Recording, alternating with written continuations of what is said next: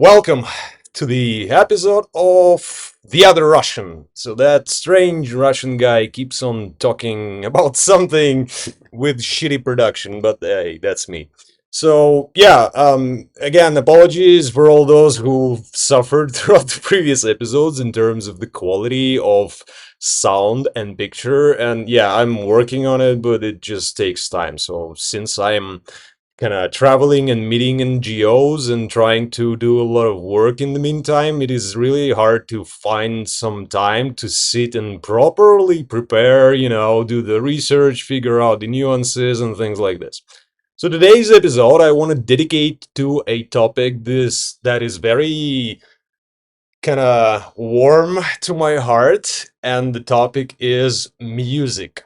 So I'm gonna do another experiment here and try to implement some tunes here and there, and I want to start with this amazing tune by Aphex Twin. He is the legend of electronic music, so I'm gonna try and put it in the background and try to not fuck it all up.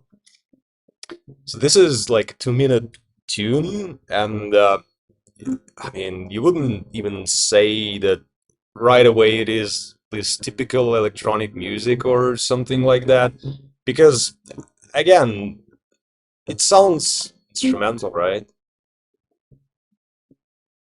I mean, it's really different from what you've probably expected.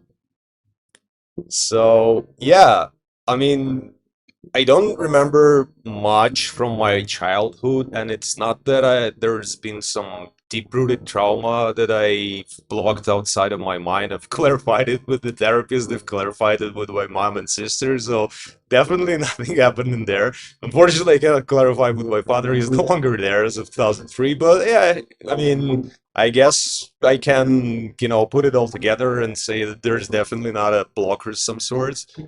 But it's just, I don't know, physical aspects of my brain, I guess. I don't remember like long time memories of sorts. But one of the few memories that I have in my childhood is me listening to music. So I remember this cassette player, and there was this band called Kino. And I'm gonna put a track in the notes if I won't forget, of course. But yeah, I mean, I remember myself putting cassette in the tape, not recorder, like stereo system, like small magnetola or however it was called, and listening to it. And this is really that it's still somewhere there. So over the course of years, I've changed my music preferences, and I've listened to a lot of various music. So there goes 2 minutes by Aphex Twin, amazing guy. I'm gonna put some links here and there, and yeah, I mean, if you listen to other his tracks, you wouldn't even think that this is the same guy who did this particular tune, even though he recently released it. So there's another track again by Sasha. Sasha is a DJ. He mainly kind of makes sets and produces his own stuff, of course, but it's somewhere in the area of progressive house and things like this. But again, I wanted to highlight this particular track because it is outstanding in the sort. So it is a live recording at Paprikan. I don't know what that is or where that is. It doesn't really even matter. So the track is from like 10 years ago or so, maybe 2012 or something like that. And yeah, I'm gonna silence it a bit so that it won't kill entirely my voice. But again, I mean, it is electronic music, and the beauty of it is that it is not like 100% electronic music, because in this particular tune, in this particular live session, recording, gig, I don't know how you want to call it, Sasha made something amazing happen. So he tried to reproduce and replicate electronic sound using only, well, maybe not like 100%, maybe, I don't know, 90% acoustic instruments, pretty much. Well, of course, they're connected through the entire sound system, and then, being kind of fine tuned on the go, pretty much, with some variations. But then again, that sound right there, if you hear it, it is. I mean, I can see xylophone. There's definitely some. I don't know, either violins or something like that in the background, some string instruments for sure. So yeah, again, that tune for me has a soft spot in my head because I've listened to this track for I don't know several dozens of times, and typically I don't listen a lot to old tunes. I prefer to listen to new music, and I've mentioned before to listen to 2,500 artists, new artists, for the course of 2022. And again, from time to time, I go back to this particular track and listen to it one more time because it's just fucking amazing. I mean, the level of production, the level of thinking put behind it, the quality of that sound is just sublime. I mean, listen to this.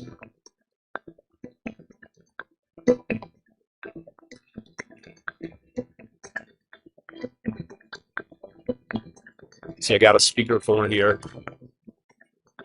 Take it with me to enjoy music pretty much on the go.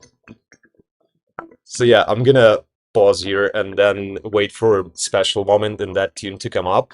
But yeah, again, what I wanted to say is that electronic music is not all about, hardcore bass or like very weird sounding tunes or something like that.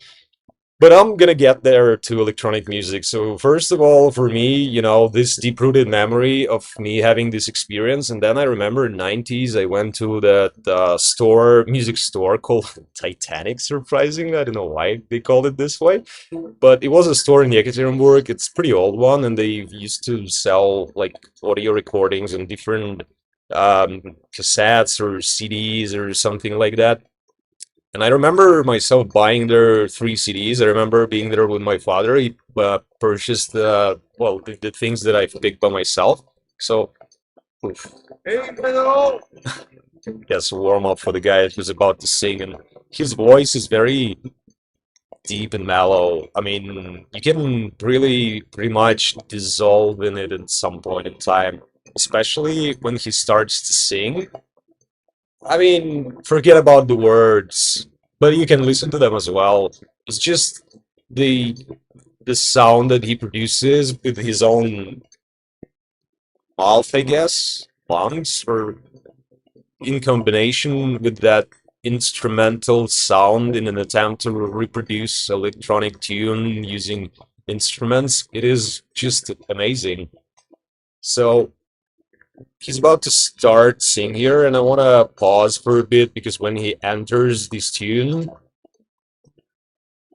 it is really special high moment of that particular track. Open, I'll watch you reach for another between. I get it.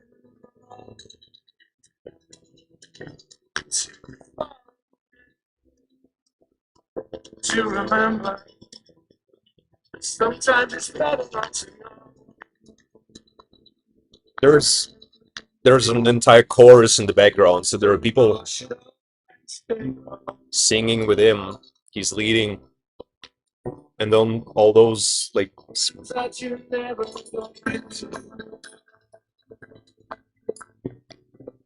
listen to this depth.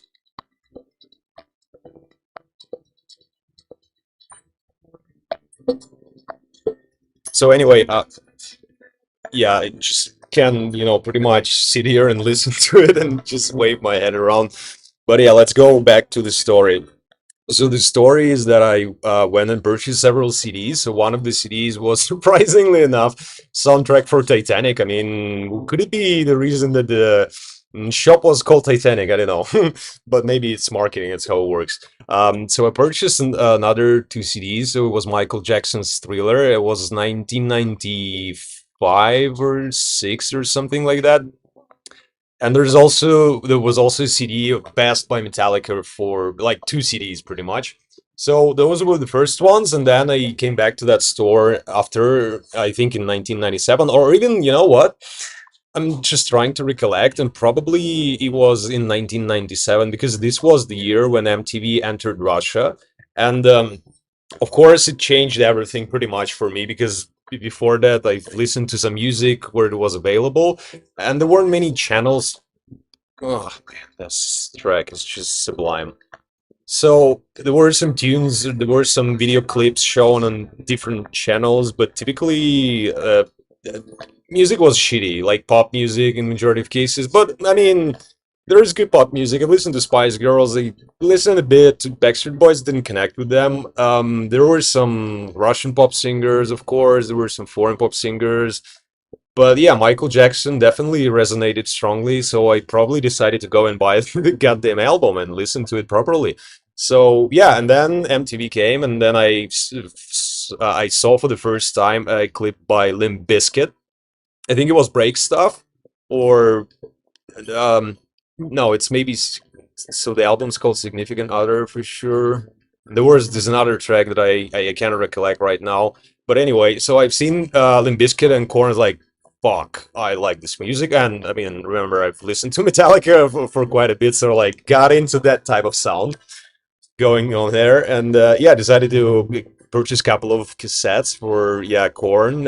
It was Freak on a Leash, or Follow the Leaders is the album, so Freak on a Leash is the track. Is the video clip that I've seen, and Corn amazed me like to the core of my mind because it's not only heavy, well, it's a genre called new metal, but it's kind of heavy music, and Jonathan Davis has very low voice and he can deliver a really good sound, but overall in outside of their sound they had like really deep lyrics behind it about child abuse and violence in the families and things like this, and again it resonated strongly, so I decided to go for it. And for Limp Bizkit is different stuff. I mean, they didn't create like any deep in my thinking, but they did create for the first and second album at least some really good tracks. Oh, this is another track. It is Everything But the Girl with Soul Vision, Tracy in My Room, Lazy Dog bootleg vocal mix. So this is more electronic sound. This is more like summer tune pretty much. So this is the intro to this tune. So, by default, it kind of delivers this message of lightweightedness of it all. And then, it's just like fucking amazing summer tune that I've listened to, I don't know, maybe 50 or 60 times so far. So I do kind of get back to it from time to time because that voice there is just hypnotizing pretty much.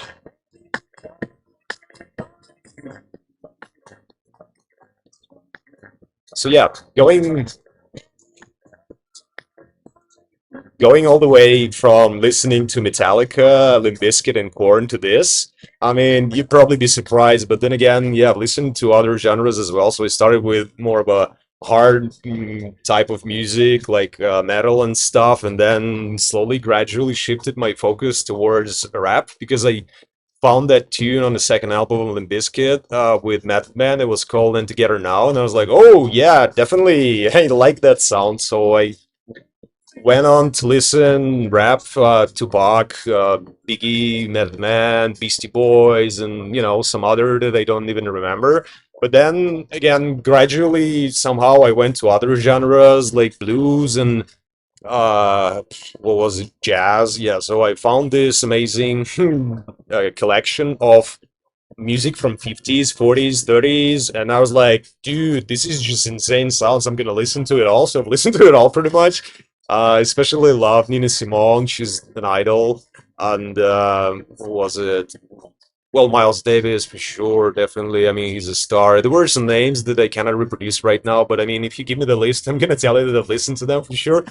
So yeah, I wanna scratch my nose, but I remember that I'm in India. It is better to not touch your face, especially with the eye infection going around. I mean, I was specifically told to not touch my eyes, so now I want to touch my eyes, of course.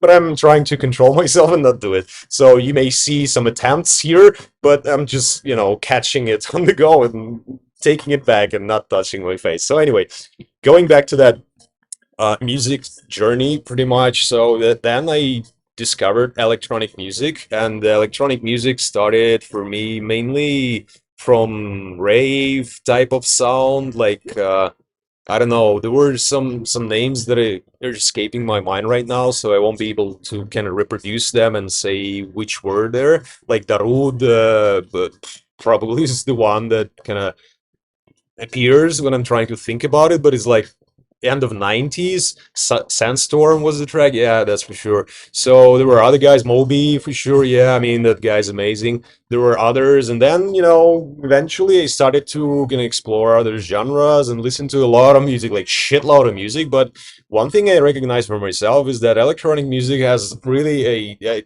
deeper soft spot within music. So there's this music spot, and there's electronic music, which sits even deeper there. But of course, I mean, I've listened to folk. Angus and Julia Stone were like really good ones. There was this guy, Damien Rice, yeah, amazing, like really good sound. So listen to Johnny Cash and of course some. Well, it is not folk. It is well, it's kind of folk country mainly. But yeah, I mean, Queen, of course, Pink Floyd. I mean, Doors, Janis Joplin. Yeah, I don't know why, but Alanis Morissette as well, even though it's like totally different thing. But yeah, I mean, all pretty much music in 2000 was the foundation of my music taste in my further life. So this is gonna be next electro. Oh yeah, so this is that track. Yeah, so kind of slow down a bit, and then there's pause and silence, and then this reappears, and it's just. I mean,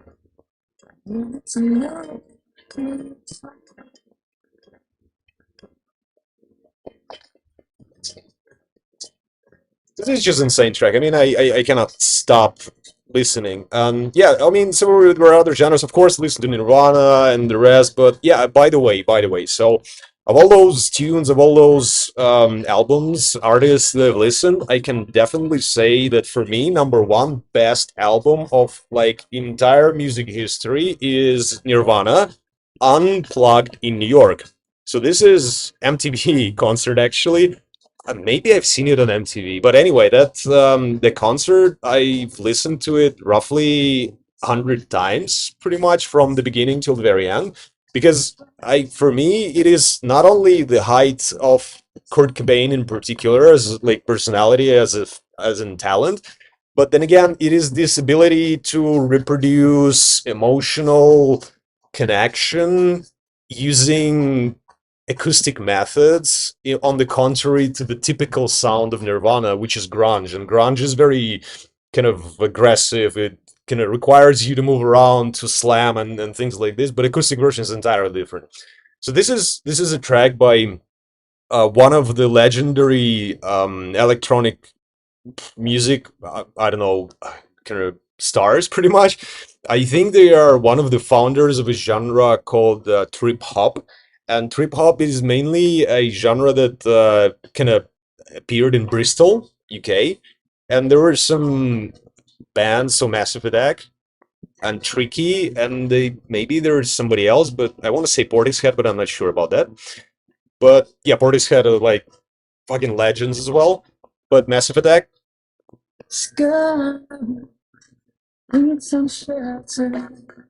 again, those guys. And by the way, you probably heard of Banksy. So at some point in time, it was considered I may pronounce wrong the name of the person in Massive Attack band, but it was considered that he is Banksy. Of course, the person denied it. Sure, I mean, who would acknowledge this? But yeah, I mean, there were some kind of thoughts around that. There was this movie Exit Through a Souvenir Shop, dedicated pretty much to Banksy in a sense, in my view. So yeah, I mean, if you watch this movie, you can kind of try and connect the dots. But overall, Massive Attack is also known for. Actually, they're widely known. So if you've ever seen Doctor Chaos with Hugh Laurie, and this is the TV show where they use one of Massive Attack tunes called Teardrop at the beginning. So Teardrop is like, very well known kind of pop track for them, but they have very different sound when it comes to it. And even though, you can listen that there are some similarities to that Teardrop track, I mean, this broken beat, this deep kind of level of music. So yeah, of course you need to use like good quality sound and put it on a good stereo system that has like very good deep sound because yeah, this is where they work in. So yeah, going back to them. So yeah, there's this other person that is connected with Massive Attack as a band, and the guy is called Nick Warren. So Nick Warren is my number one DJ in the entire world because he at some point in time started with Massive Attack, and I'm not sure, maybe he was the one behind this particular one, but I don't know. I need to do the research. So at some point in time, he decided to, branch off and start DJing on his own. And currently, he's still alive. Luckily, I'm trying to catch him, and I even bought tickets to fucking Loveland in Netherlands. But the guys just, decided to not go, or something happened because I thought that originally he's gonna be there. That's why I bought the fucking tickets. But now I see the lineup; he's not there. Like, fuck, that's a sham. So anyway, Nick Warren is making like really amazing deep sound, progressive house, and at some point in time there was this party in Yekaterinburg in my home city. I was studying psychology back in the day, so I had some acid and went to the gig, and it was supposed to be a 2 hour kind of set, and the room for that club was, I don't know, maybe 1.5 times bigger than this room. So it was like a small underground location. And so 2 hours passed, and there were like, I don't know, roughly a dozen of people on the dance floor, including myself. So he just, continues playing and playing and playing, and he ends up playing for 5 hours in total. And this was simply amazing. Like the dedication, the level of kind of joy from, giving this sensation to people enjoying this music is just sublime. So yeah, I was so my essence started to run out, and the gig finished, and in the morning I had the education on psychology basically. So yeah, I had a very very different mindset when I arrived there, but yeah, it was a really interesting experience. So yeah, going back to Nick Warren and the entire music history. So yeah, at some point in time, I've heard from a person that there's this guide somewhere out there on the internet on electronic music, and I was like, okay, can I find this link? So I found the link, and the person is called Ishkur, so it's called Ishkur Music Guide, and I'm gonna try and show you how it looks like using my second screen now. So you're gonna probably get lost in it, but I'll try to help you navigate. So yeah, not question, quick comment here. So shit, I almost did it. The original guide was much simpler, much like more basic, but at that point in time was still like progressive as fuck. But recently I spoken with somebody, and I told them that I'm gonna send you the link to the guide because it explains you what is electronic music, and electronic music is being typically portrayed as some weird sound by which is being enjoyed by drug addicts or something like that. And yeah, I mean, hell, why not? Perception is reality, so if you think it this way, it could be this way for you. But then again, if you want to, break out of those stereotypes and listen to the other position and kind of try and understand, you come to realize that electronic music is not all about that. It is very kind of different, and the variety of it is just simply insane. So yeah, they've upgraded this guide, and now it looks like a fucking spaceship, I tell you. So I didn't have much time to play with it recently, but this is how it looks like. So as you can see here, this is like time frame, so starting with the 20th century. And of course, I mean, there were some foundations here and there that kind of sparked the interest, but basically electronic music started to develop strongly and heavily with the kind of entrance of computers pretty much, and the wide use of it. So I guess you need to thank IBM, Apple as well for this to happen, because their products allowed people to produce very different types of electronic music. So for your understanding, those are just broad kind of dissections in genre. So there's acid, there's breakbeat. So breakbeat is very interesting and nuanced and different. It's I loved it. I enjoyed it. If I remember correctly, the hybrid, yeah, is definitely a representative of breakbeat. So I listened to it a lot. Acid, it was probably the sound that I started with in '90s. It was really interesting ones because I had those cassettes with some acid raves in the UK. It's like, wow, that sounds like really good. I want to listen to it. Some house at first I didn't enjoy house, but then deep house appeared, and then there's some variations of it appeared, and I started to kind of enjoy it more. Tech house for sure is different. It's more of an industrial thing. So the reason beard. Okay, fine. So the reason I connected with the tech house is that I come from an industrial city in Yekaterinburg. Yes, so it's going to be another track by Fritz Kalkbrenner, another electronic musician. So he creates music, he delivers live gigs and things like this. And yeah, I mean, this tune in particular is like really nice one. I mean, I find it quite kind of I don't know, entertaining. It's just a really nice tune that I want to share with you, basically. So yeah, it starts from far away, and you hear this kind of starting sound. So yeah, the problem with electronic music is sometimes it starts, kind of to warm up gradual, and it gets there. Whereas for other genres, it's slightly different. Well, but it's pretty much the same. It develops over the course of time. But yeah, I mean, in some cases, it could take a while for the tune to develop, and it could be lasting for like 10 minutes or so. So I'm not going to bore you with the entrance here and go back to Tech House. So yeah, Industrial City. So Berlin, I mean Germany in general, they enjoy tech house, and I can resonate with them because again in Yekaterinburg there's a lot of production, there's a lot of manufacturing, and this is like tech house is like this boom boom boom like machine conveyor, line production line or something like that. Progressive, yeah. So there's the entrance, um, and then when he when he sings further, so there are like a couple of phrases that he uses there.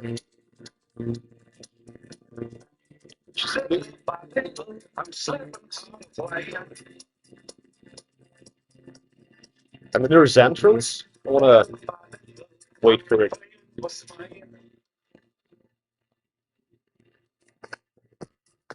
Yeah, there it is. Just nice beat there.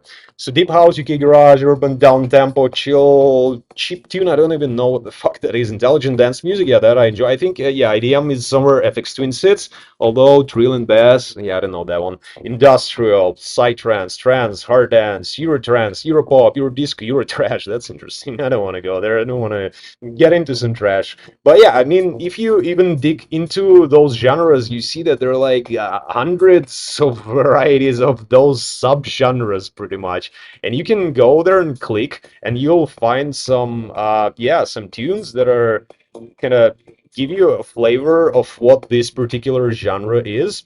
And I want to stop here on one genre that I want to concentrate on is called trance. So this is a very interesting kind of direction of electronic music because I cannot find the source right now. I mean, I can try and do it, but at some point in time, I've read an article somewhere that this is the only genre that kind of has same BPM, beats per minute level, and there's some other qualities to the sound that are resonating with beta waves of brain. So basically, you listen to psytrance, you get high without even using any substances, pretty much. So I remember there was funny thing. We were in Bali with my wife, and it was a New Year, so I mean, it wasn't that special. So we met a friend of ours. He's from Kazakhstan originally, but he was living in Russia at that point in time. So he was staying there, and we kind of celebrated, went to the beach, spent some time, drank something, and then we are like, yeah, okay, let's go home. I mean, nothing's fun happening. And then we go to the parking lot to pick up our motorbike, and then there's this cafe, and they have like massive stereo system, and they uh, basically play psytrance. So I immediately start dancing. So I mean, I danced for like, yeah, not to this. It's different. So I immediately start dancing to it because I fucking love psytrance, and my wife and my friend, they were like psyched and amazed that what the fuck was I doing, because I didn't take any drugs actually. So it looked really strange. The guy on the parking lot, just starts to dance, and then just I don't know. I went with it. So anyway, going back to electronic music, I mean, psychedelic trance, there are some variations of it, and I want to highlight one particular one band called Spongol. So Spongol is like fucking legend for me, and uh, yeah, I mean, I've listened to a lot of their music, like a lot, and there are some tunes that are simply just, I mean, how do I? Yeah, to Q probably. Yeah, there it is. So it's gonna play after this tune. Oh fuck it, let's just play it. Why waste time? So yeah, those guys are from UK, and the band consists of Rajaram and Simon Posford. So they have a age difference between them of like 30 or 40 years or so, and they've connected over some acid trip on some festival and decided to go with it and do their own music. So they started the band called Spongo, and this is a sound that is on the brink of, yeah, basically it's somewhere here, if I remember correctly, but not psy-dub, but psybient or something like that. I cannot really find it here, but they should be somewhere here. Maybe in ambient, they should check them out. But yeah, the thing about this sound is that it is very, very peculiar, let's put it this way. So as you can hear, they use instruments, they mix it with electronic music, and they create this amazing psychedelic sound. And if you've ever tried acid, next time, if I mean, I don't do it, of course, but if you decide to go for it, just listen to Spongel, take their entire album and just, listen to it, and I promise you, you are going to enjoy it a lot because they know what they're doing. So, again, going back to that band, and the reason I wanted to mention them was that so it consists of two people basically. So Simon Posford and Rajaram. So Simon Posford, and well, actually, Rajaram has his own project called 1200 micrograms. It is like full-on psychedelic trance, and he's got an album that is dedicated to the substances, so like DMT, LSD, and there's another track about hashish. So I think there was a saying from that track: on the seventh day, Shiva created hashish, and then it's like full on. It's amazing. But yeah, going back to Simon Posford, he's got two other. Fuck, I did touch my face. Two other projects. So one is called Younger Brother, which is like psychedelic rock, so it's something closer to Doors, I'd say, but it's different sound and maybe Pink Floyd, but then again with more electronic kind of elements in there, and scratches and glitches and things like this. And there's another project called Hallucinogen. Hallucinogen is like again psytrance. I'm not sure whether it's full on or something different in terms of like subgenre, but definitely it's worth checking out. So this is Spongo.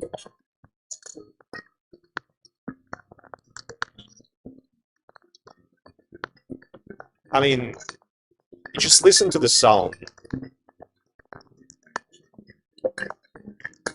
I mean, you can tell that guys are, consuming stuff. So yeah, the reason I brought Younger Brother and Simon Posford in particular is that at some point in time I started listening to them. So they came with a gig in Moscow, and I went to it, and I haven't known them much.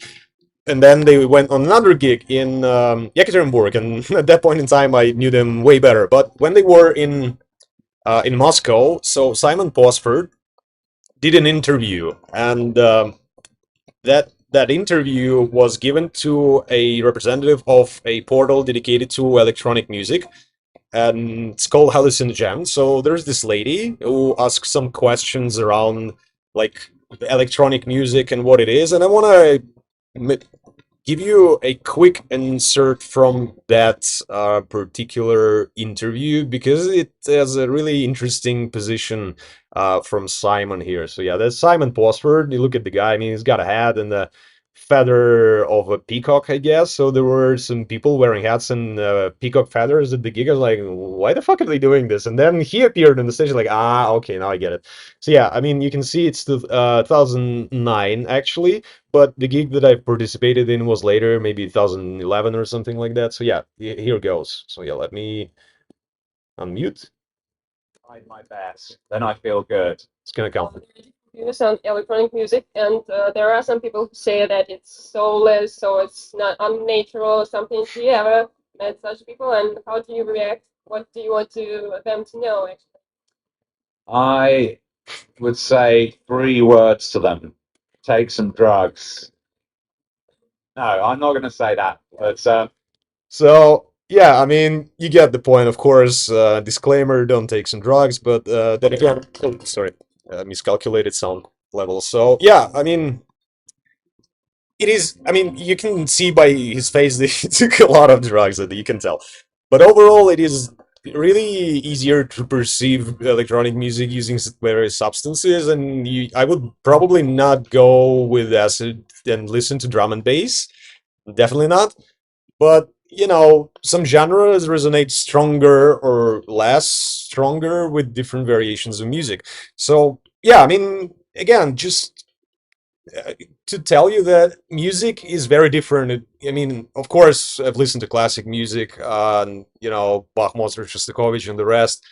uh, but then again, it's very different. It's very big. It is uniting us all as humans. And one interesting theory that at some point in time appeared in my mind is that, shit, I did touch my face anyway. So, a thought around whether or not music affects personality, or vice versa. Personality dictates what type of music are you listening to.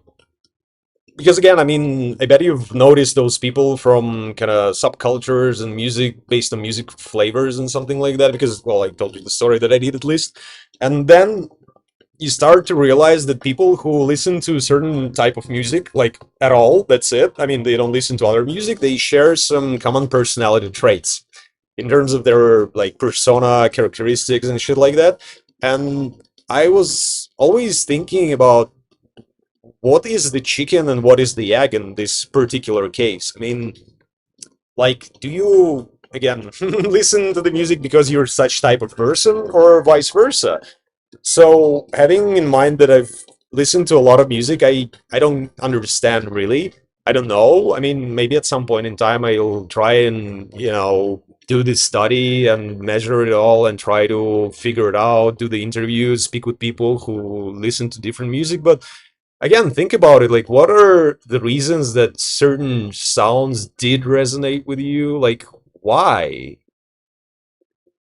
I mean, I thought about it a lot, and for electronic music, I mean, of course, it is connection with substances. For other genres, definitely not that. But again, how does it work? Really? Why some people have these common features around their music preferences and taste, while as others, oh, there goes Johnny Cash, ladies and gentlemen. So yeah, one of the classic tunes, 2 minute 43 seconds. I mean, I love it. I keep a close watch on this heart of mine. I keep my eyes wide open all the Don't time. worry, I'm not gonna make you listen to this entire tune. There's other tune that I want you to listen though. It is by Moderat, Bad Kingdom, and this is like typical electronic music, IDM.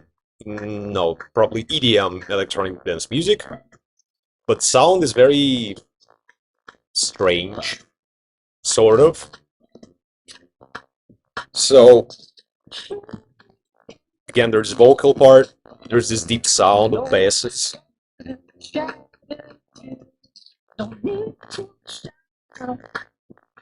And yeah, it doesn't mean that would resonate with you or not. It's just, here to share some other flavors of sounds pretty much, because again, there are like typical flavors that we're used to, like salty, sugary, salty sweets, other spices that we can feel with our tongue, but our ear has a different experience. And I mean, I'm in Delhi. It's very loud in here, and maybe I get deaf.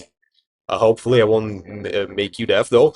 But yeah, I mean, you go outside to the streets, and everybody's honking like all the time, 24/7, and they're not honking to say that you're an idiot. They're honking to make you aware that they're there so that there is no crash happening. So they're just trying to prevent basically a crash. That's why their honk is more of a dude, dude, dude, dude, dude, dude, dude, I'm coming, dude, dude, dude, but they're just honking, you know?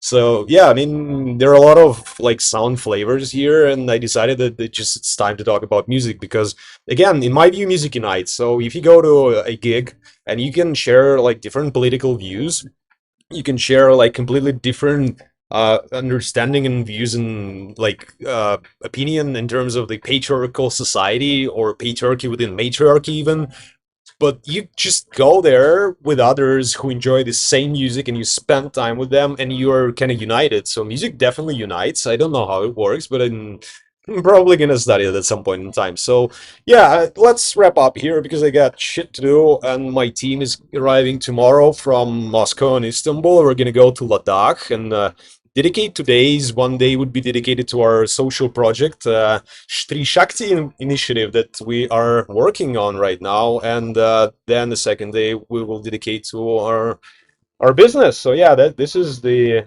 project I've been working on, and this is what's driving me so far. So there's been some questions from people like, why India? I said, because in my home country, if I try to change something, I'll probably go to jail or get killed.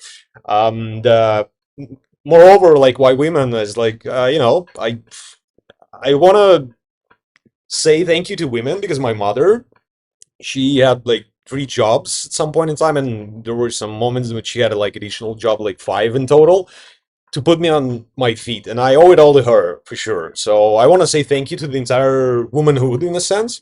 But then again, if you think about it, if you again scroll back, there's a red line going through my kind of perception of it all. So women don't start wars, unlike men.